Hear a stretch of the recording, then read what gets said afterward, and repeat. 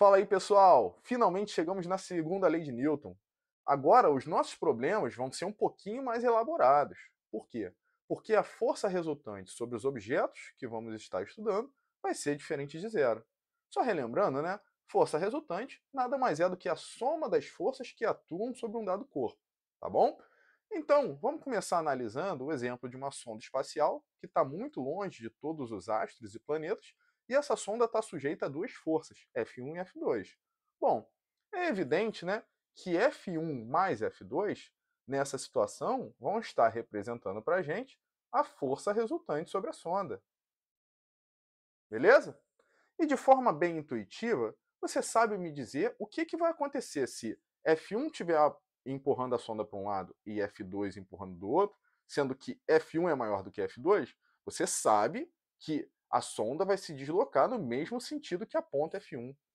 Se F2 for maior do que F1, você também sabe me dizer que essa sonda vai se deslocar no mesmo sentido que a ponta F2. Não tem mistério nisso, certo?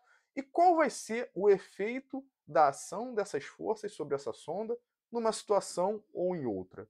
Bom, a ação dessas forças, quando elas são diferentes entre si, vai provocar nessa sonda uma aceleração. E isso nos leva à forma mais conhecida da segunda lei de Newton, que me diz que a força resultante sobre um objeto é igual ao produto da massa desse objeto pela aceleração que ele adquire devido à ação dessas forças, tá bom? Mzinho representa a massa da nossa sonda, né? Mas aqui o M é um M genérico, vai depender do objeto que nós estivermos estudando, tá bom? E aqui, né, nós precisamos definir uma unidade para a força resultante. A força resultante, ou qualquer outra força, pessoal, vai ser medida em newtons. Opa, esse N saiu muito feio. Em homenagem, né, ao Isaac Newton. Desde que a gente esteja medindo, né, essa força no Sistema Internacional de Medidas, nosso famoso SI. Tá bem? Agora nós vamos ver como o conceito da segunda lei de Newton se aplica nos mais diversos problemas. Beleza? Então vamos meter a mão na massa aqui, pessoal. Galera, essa aula vai ser um pouquinho diferente. Por quê? Ao longo da resolução dos exercícios, eu vou explicando a teoria também. Então vai chegar um momento aqui que eu vou abrir um grande parêntese e a gente vai discutir teoria para depois voltar para o exercício, tá bom? Então vamos dar uma olhada aqui no enunciado. Eu tenho um bloco que se desloca ao longo de uma superfície horizontal, né? O enunciado me diz aqui que a massa desse bloco é de 4 kg, e ele adquire, né, uma aceleração de módulo 2 metros por segundo ao quadrado. Essa aceleração, né, ela é adquirida devido à ação dessa força F aqui, que tem módulo 20 newtons. Tá bom? E ele diz aqui que no chão existe uma força de atrito. Tá certo? E pergunta qual a intensidade dessa força de atrito. Pessoal, agora eu quero que vocês levem isso daí para a vida de vocês, tá? Enquanto vocês estudarem física. Todo e qualquer problema de dinâmica, depois que você lê o enunciado e tal, a primeira coisa que você vai fazer é marcar as forças que atuam sobre o corpo, tá bom? Então vamos aqui com calma. Primeira força que a gente vai estar marcando aqui é a força peso, que é a força gravitacional. E ela vai estar apontando aqui para baixo. Beleza? Ah, Maico, por quê? Calma, eu já vou chegar lá. Então você vai indicar aqui o peso. E eu vou explicar para você o que é a força peso, tá bom? A outra força é a força normal. A normal, ela vai estar aqui, ó, apontando para cima, tá? O que é a normal? Calma, cara, já vou chegar lá, tá bom? E além disso, eu tenho uma força de atrito, tá? Essa força de atrito, ela vai estar no sentido oposto ao da força F, tá bom? Vou botar aqui, ó, FAT. Beleza? A força de atrito eu vou trabalhar futuramente com vocês, mas ela existe, tá? Esse daqui, só para informação, é uma força de atrito dinâmico ou cinético.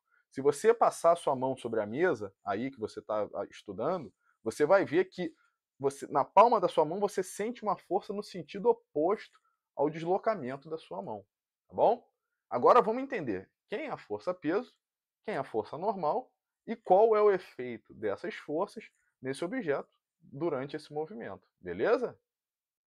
Vamos entender a força-peso então, pessoal. Então imaginem que eu tenho 3 objetos, tá? E esses 3 objetos estão muito próximos da Terra. O que vai acontecer quando eu abandono esses objetos? Eles vão de encontro à Terra devido à aceleração da gravidade, ou seja, devido ao campo gravitacional produzido pela Terra. Todo e qualquer corpo vai produzir um campo gravitacional. O que eu quero dizer com isso? Todo e qualquer corpo massivo, tá bem, pessoal? Então, se eu tiver o Sol aqui, o Sol vai estar atraindo esses corpos aqui na figura? Vai sim. A Lua vai estar? Também vai estar.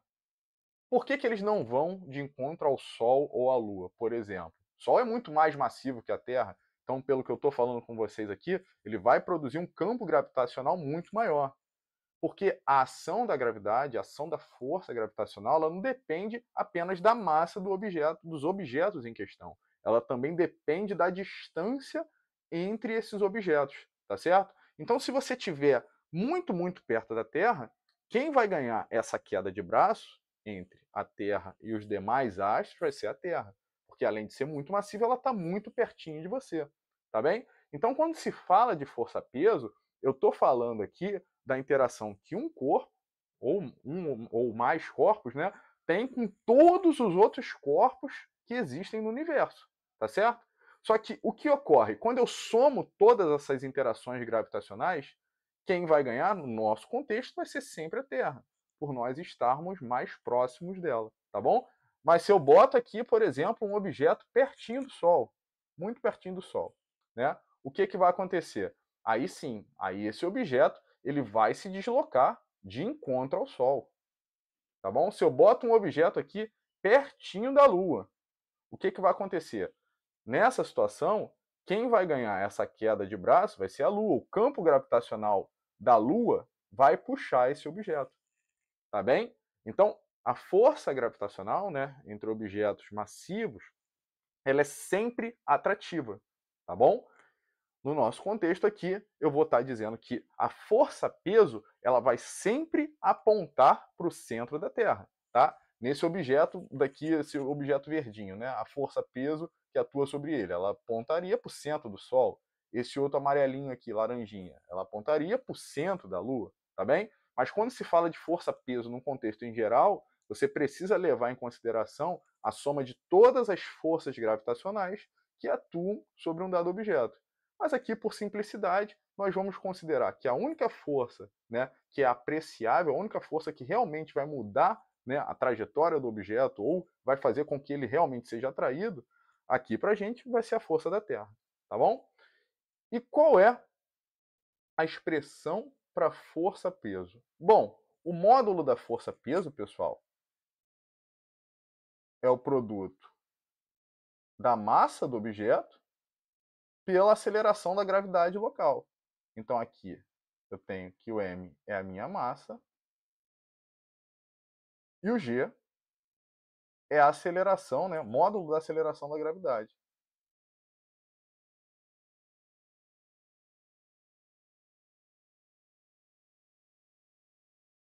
E aqui, galera, a gente começa a diferenciar, né, o conceito de massa de peso. A sua massa ela vai ser invariante independente do lugar que você esteja. Se você está aqui na Terra ou se você está na Lua e você tem 70 kg de massa, você vai ter 70 kg de massa aqui na Terra e 70 kg de massa aqui na Lua. Mas o peso é diferente, porque o peso é uma força. Aqui na Terra, né, o seu peso vai ser, por exemplo, 700 newtons. Lá na Lua vai ser menor do que isso, já que a gravidade da Lua é menor do que a gravidade da Terra. Então, massa é uma coisa, peso é outra coisa, tá bom? Massa, quilograma. Peso é uma força, medida em newton, tá bom? Então, agora a gente já sabe o que é a força-peso. A força-peso é a força devido à ação gravitacional da Terra sobre nós, ou sobre qualquer outro objeto. Beleza, pessoal? Então, lá no nosso problema, além da força-peso, eu marquei força de atrito e uma força também chamada normal. O que seria a força normal, pessoal? Se você está encostado em qualquer superfície, essa superfície faz uma força sobre você, tá bem? Essa força nós normalmente chamamos de força normal. E por que ela leva esse nome? Bom, dá uma olhada nesse rapaz aqui. Ele está parado, né? No chão aqui. Você tem a força peso para baixo. A peso está atuando em todos os elementos que estão aqui nessa figura, depois eu marco, tá? E sob os pés dele, você tem uma força que aponta para cima. Essa força é perpendicular ao chão. E ela é chamada de força normal. Tá bem? Esse rapaz empurrando a geladeira aqui, né? Você tem o peso dele atuando sobre ele, para baixo, tá? Sempre que vocês forem marcar força-peso é para baixo. Você tem uma normal no chão, do chão, atuando sobre os pés dele também. Vou botar mais bonitinho aqui.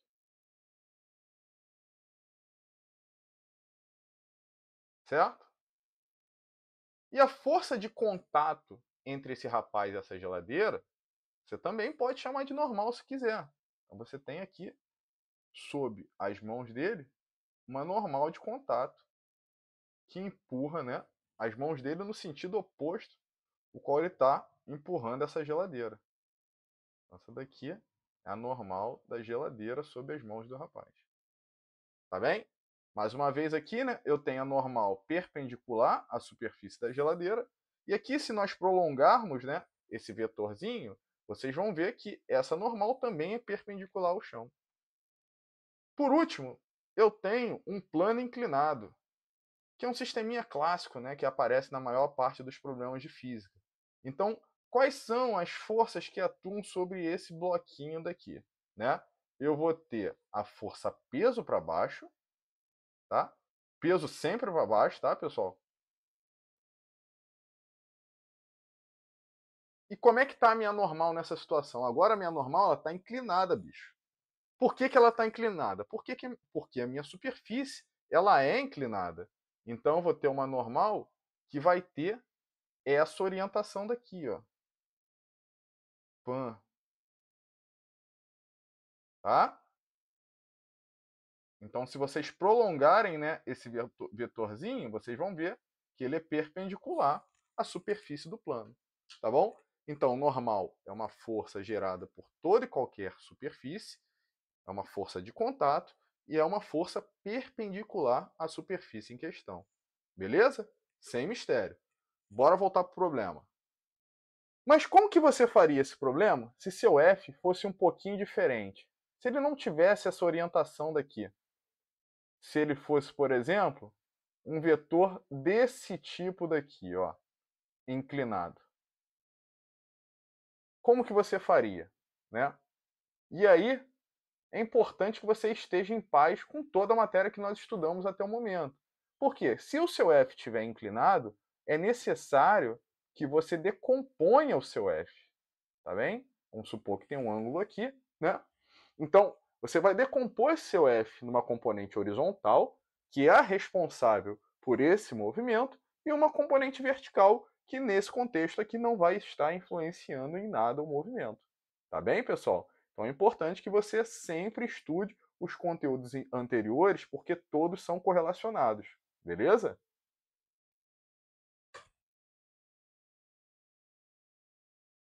Agora sim, agora nós sabemos todas as forças que atuam sobre esse objeto, tá bom? Sabemos o que cada uma delas significa, beleza? Vamos resolver o problema então. Pessoal, notem o seguinte: na vertical, na direção vertical, nada acontece, né? O meu movimento é todo ao longo da horizontal.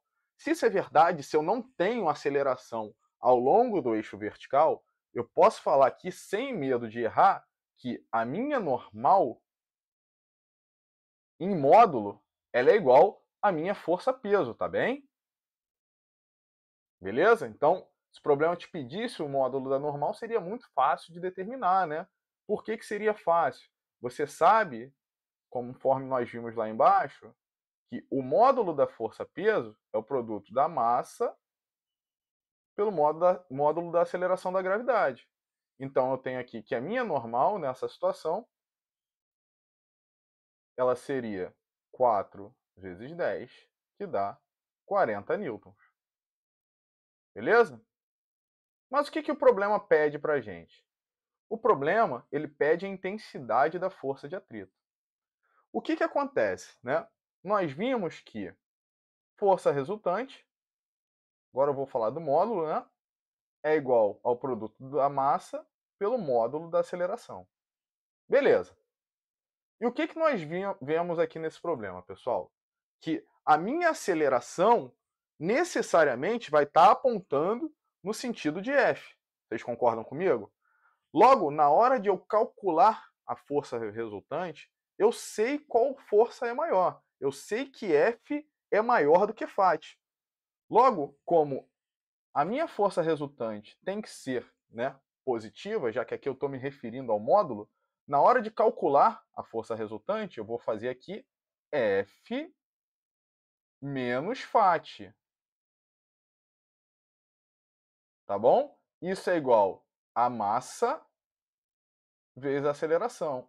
Notem, se o meu lado direito é um número positivo, o meu lado esquerdo também tem que ser um número positivo. Como eu sei que o bloco anda para a direita, o F é maior do que a Φ. Por isso que eu escolhi essa ordem na hora de fazer a diferença. Tá bem, pessoal? Agora substituir os valores, né? Então, no lugar de F aqui, eu vou colocar 20 newtons. A Φ é o que nós queremos determinar. Isso daqui é igual a massa do objeto, que é 4, vezes a aceleração que ele adquire, né? Que é 2. Show de bola. Agora correr para o abraço, né? Então eu posso pegar esse elemento daqui e jogar para o lado direito, né? Notem que o sinal dele que é menos vai ficar positivo. E esse cara daqui eu jogo para o lado esquerdo, ó. 4 vezes 2 vai dar 8. Então eu vou ter o seguinte, eu vou ter Φ é igual 20 menos 8. Isso daqui vai dar 12 newtons. Tranquilinho, né? Bora partir para o próximo. Vamos dar uma olhada nesse próximo problema aqui, pessoal. Então, tenho dois blocos, tá? E esses blocos estão unidos por um fio, tudo bem? A superfície onde se encontra o bloco A não tem atrito. Então, ele diz aqui pra gente, né, que a massa do bloco A... Deixa eu botar até em verde aqui, né? Tentar pegar um verde... vai ser só o verde escuro mesmo. A massa do bloco A vale 4 kg. E a massa do bloco B vale 1 kg. Tá bem? E o que vai acontecer? Como não tem atrito, né? Esses blocos eles vão andar juntos, beleza? Eles vão acelerar juntos, tá bem? O que a gente faz aqui, pessoal? A gente começa marcando as forças sobre cada um dos blocos, tá bom? Então vamos lá. Quais são as forças que atuam sobre o bloco A? Você tem lá o peso do bloco A, que está apontando aqui para baixo. Além da força-peso, você tem a normal no bloco A, tá bom? Que aponta para cima. E é perpendicular à superfície. Beleza? Além disso, você tem a força que é produzida pelo fio. E essa força, pessoal, nós chamamos de tração, tá bom? Ou tensão. Então, o fio, todo e qualquer fio, vai estar sempre puxando um objeto, tá bom? Então, a tração sempre te puxa. A tração nunca empurra. Porque se um fio tenta te empurrar, o que acontece? Ele dobra. Se ele dobra, não tem tensão, não tem força, tá bom? Então, sempre que você estiver analisando um objeto, a força de tração ou a força de tensão vai estar sempre puxando esse objeto, beleza? Vamos analisar o bloco B. No bloco B, eu tenho o peso do B para baixo,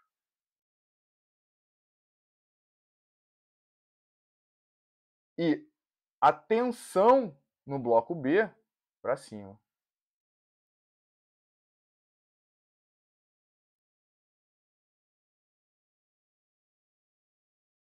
Tá bem?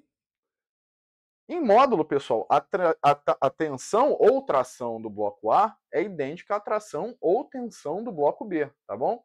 Isso se deve pelo fato de a gente estar considerando uma polia ideal aqui, tá? Se essa polia não fosse ideal, se ela tivesse massa, isso não seria verdade. Mas isso é um assunto bem mais para frente, tá bom? Então vamos lá. Como que eu determino a aceleração desses blocos? Primeira coisa, eu preciso escrever qual é a segunda lei de Newton para cada um deles. Notem que para o bloco A, nada acontece na vertical, né? Então vamos começar analisando o A. Eu tenho aqui que o A, na vertical, o peso em módulo é igual a normal, tá? Isso não vai agregar nada para a gente nesse problema, tá bom? Só para deixar ele completinho. Já na horizontal, o que vai acontecer aqui? Na horizontal fica bem simples de identificar quem é a força resultante para o bloco A, né? A força resultante para o bloco A, quem está provocando o movimento do bloco A, é só a tração TA. Beleza, pessoal? E aqui, por simplicidade, tá? Eu vou chamar essa tração TA só de T. Então, eu vou escrever aqui que T, né? Primeiro, eu vou botar aqui para você, quando estudar no futuro, lembrar que eu estou falando que TA é igual a TB, que é igual a T, tá bom? Só para a gente não ficar com uma sopa de letrinhos. Eu vou escrever aqui que T é igual a massa do bloco A vezes a aceleração dele. Tá bem? Guarda essa informação.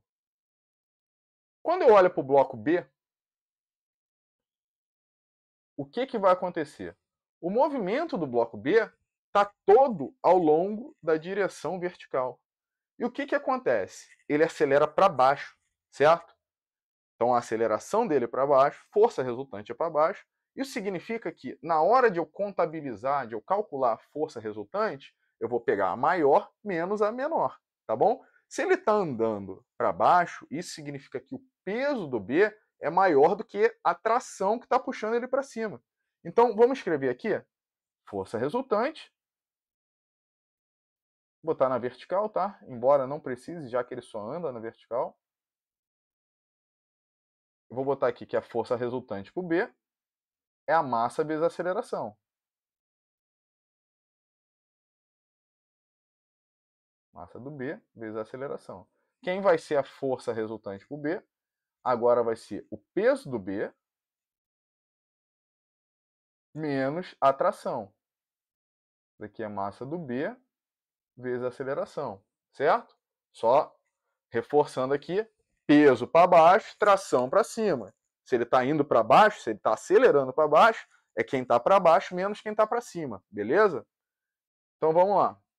Peso do B é a massa do B vezes a aceleração da gravidade, menos o T é igual a massa do B vezes a aceleração.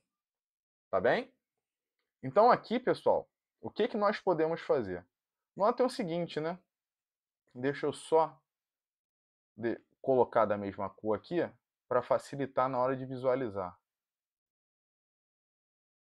Acontece que essa tração a gente sabe quanto vale da equação aqui de cima, né? A tração é igual a massa do A vezes a aceleração. Então, no lugar do T, eu posso botar massa do A vezes a aceleração. Então, olha o que vai acontecer aqui. Eu vou ter massa do B vezes G, menos massa do A vezes a aceleração. Isso daqui é igual a massa do B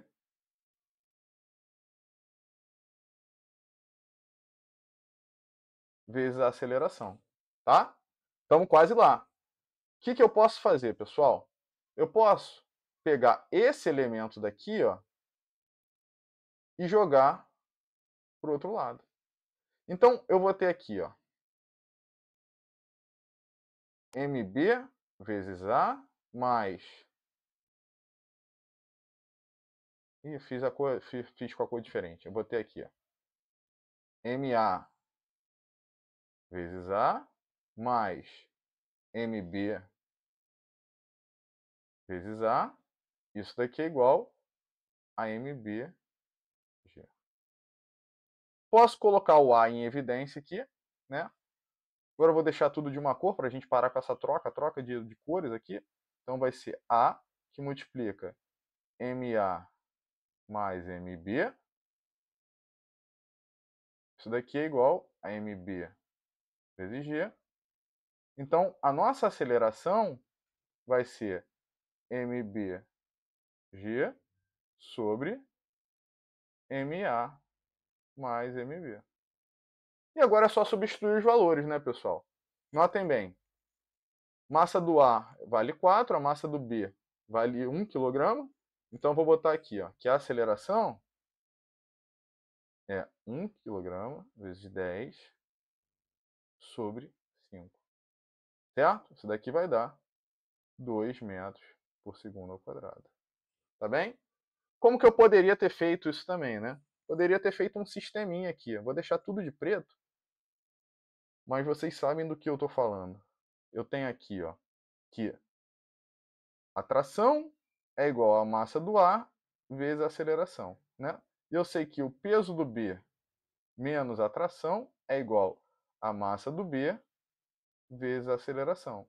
Se eu somo isso, né, a tração vai embora, o peso do B é a massa do B vezes G, né? E do lado direito eu vou cair MA vezes A mais MB vezes B, que é justamente essa parte aqui que eu estou sinalizando para vocês, e a gente chega, né, na mesma expressão de que MB vezes G sobre MA mais MB corresponde ao módulo da aceleração. Se não acredita em mim, dá uma conferidinha aí.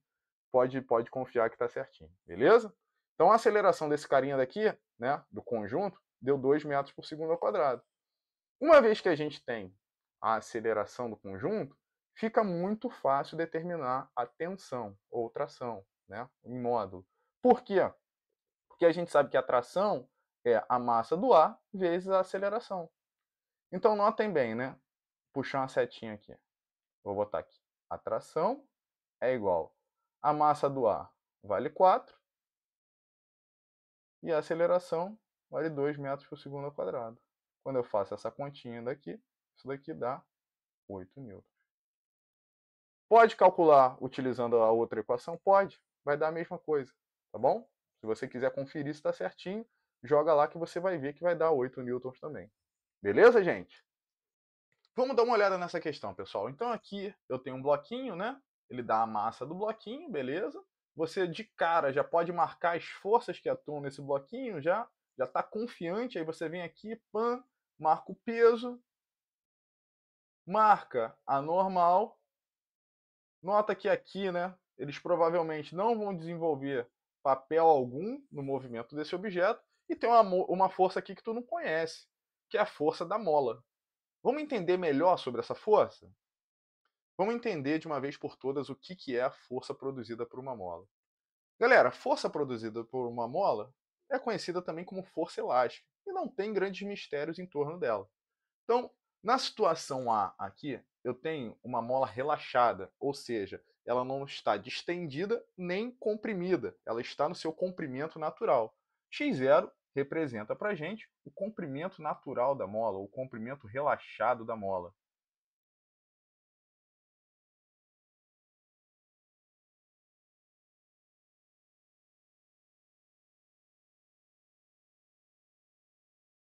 Beleza? Se eu estico essa mola para baixo, o que eu sinto aqui na ponta do meu dedo? Eu sinto uma força tentando levá-la para cima, uma força tentando restaurar esse equilíbrio, tá bom? E o que eu percebo? Quanto mais eu estico essa mola, maior essa força. Tá certo, pessoal? Mesma coisa é válida quando eu comprimo a mola. Se eu comprimir a mola, eu vou sentir aqui na ponta do meu dedo uma força empurrando para baixo, tentando levá-la para a posição de equilíbrio, tá bom? Quanto mais eu comprimo, maior essa força. Essa compressão, essa distensão ou compressão, nós vamos chamar de ΔX. ΔX é a distensão da mola.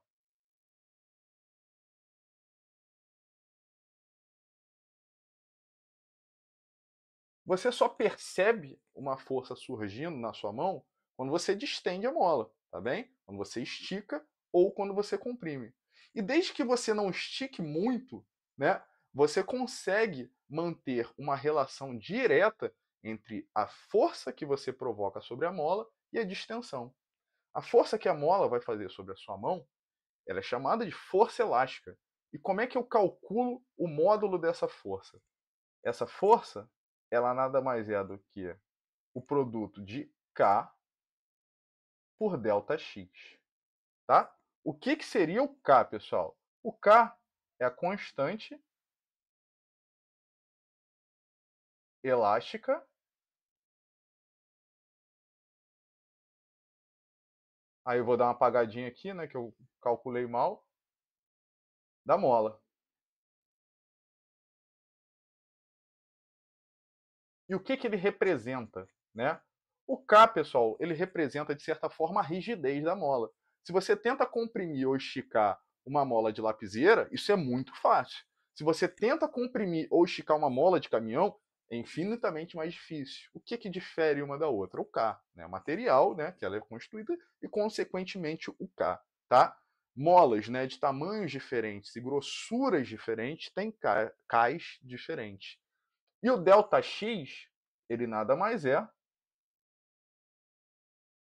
como eu já tinha colocado ali em cima, né, a distensão da mola.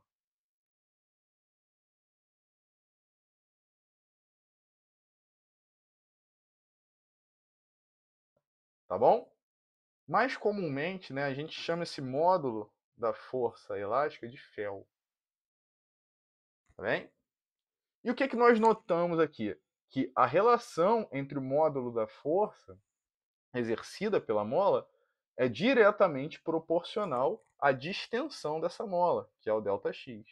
Então, se eu faço isso, né, se eu coloco esses dois elementos num gráfico, o que eu noto, pessoal?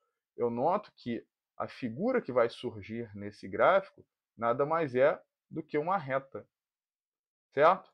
Então, para um dado ΔX,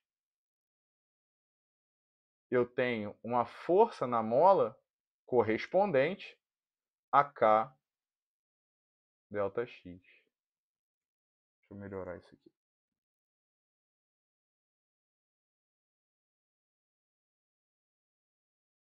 Certo, pessoal? Então agora a gente compreende qual é a força produzida por uma mola. Ela é proporcional à distensão que você provoca nessa mola. Beleza? Bora voltar para o problema. Então agora sim, voltamos para o nosso problema. Então a gente já tinha marcado, né, pessoal, o peso é normal e eu falei para vocês que eles não vão exercer influência alguma nesse movimento, beleza? E, além dessas duas forças, eu tenho a força elástica, né? A força F, que está puxando esse bloquinho para frente. De cara, dá para ver que essa força F, como eu não tenho atrito no solo, é a nossa força resultante. Então, eu posso escrever aqui que o F é o quê?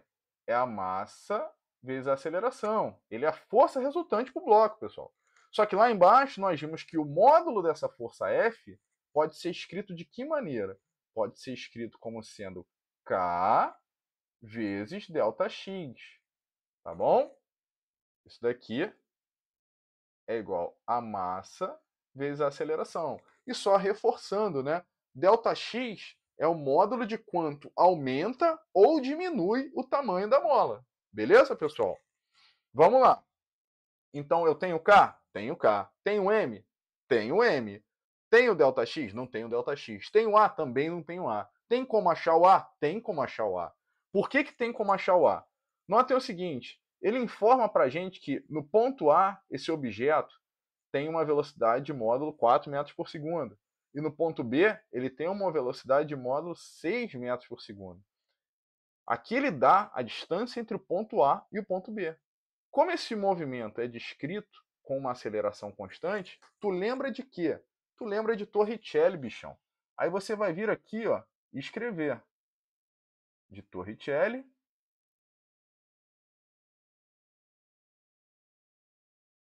você vem aqui e joga que VB ao quadrado é igual a VA ao quadrado mais 2A delta S. Certo? Agora sim, porque o VB tu tem, bicho.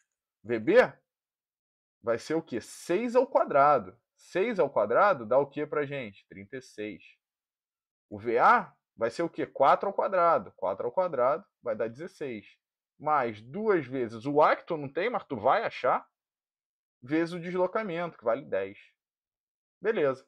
Então, olha só, eu vou ter aqui, ó, 36. Quando eu jogar o 16 para o outro lado, vai ficar 36 menos 16. Vai dar 20. Então, eu vou ter aqui 2 vezes 10 vezes A, isso dá 20A, isso é igual a 20. Logo, quanto vale teu A? Teu A vale 1 metro por segundo ao quadrado. Já viu, né? Agora acabou. Porque você vai pegar esse A e vai jogar aqui, bicho. Quando você joga esse A ali, o que, que vai acontecer? Nota o seguinte. Eu vou ter aqui que no lugar do K, eu vou substituir o 160. 160. Vezes o ΔX, que a gente não sabe. Isso daqui é igual à massa do objeto, que vale quanto? Vale 4 kg. Vezes a aceleração. Beleza? Então, seu ΔX vai dar o quê? Aqui eu posso simplificar por 4, né? Aí vai dar 40. Então, seu ΔX dá 1 dividido por 40. Isso daqui, né? Vai sair em metro. Só que se você quiser passar para centímetro, o que, que você faz? Você multiplica por 100. Então, isso daqui é a mesma coisa que 100 centímetros dividido por 40. Beleza? Aí você vem aqui, ó, pode simplificar. Pam, pam. Então, no final das contas, né, eu vou ter 10 dividido por 4. Quanto que vai ser o seu ΔX? 10 dividido por 4 é a mesma coisa que 5 meios, que é a mesma coisa que 2,5 centímetros. Acabou o seu problema? Não acabou o seu problema. Por que, que não acabou? Porque aqui ele informa para a gente qual é o comprimento da mola relaxada, tá bem? A partir do instante que você começa a puxar essa mola, ela vai aumentar de tamanho. Então, o tamanho da mola durante o movimento vai ser o que ela tinha antes, mais o quanto ela se distendeu, beleza? Mais o quanto ela esticou. Então, o comprimento final da mola, o L, vai ser o L0 mais o ΔX, tá? Então, você vai ter aqui que o seu L vai ser 14 mais 2,5. Isso daqui dá 16,5 centímetros. Tranquilaço, né? Ah, você pode perguntar, pô, Mike, se eu estivesse empurrando o bloco, o que, que você faria nessa situação? Bom, nessa situação, ao invés do comprimento da minha mola aumentar, ele diminuiria, né? Se eu mantivesse as mesmas condições, né, trocando só as velocidades do ponto A e do ponto B, aqui no finalzinho da conta, o que, que eu ia fazer? Ao invés de somar 2,5, eu ia subtrair 2,5. Tranquilo? Galera, muito obrigado mais uma vez pela sua audiência. Curta, compartilhe, dê uma força aí para o nosso canal crescer. Beleza? Um grande abraço e até a próxima.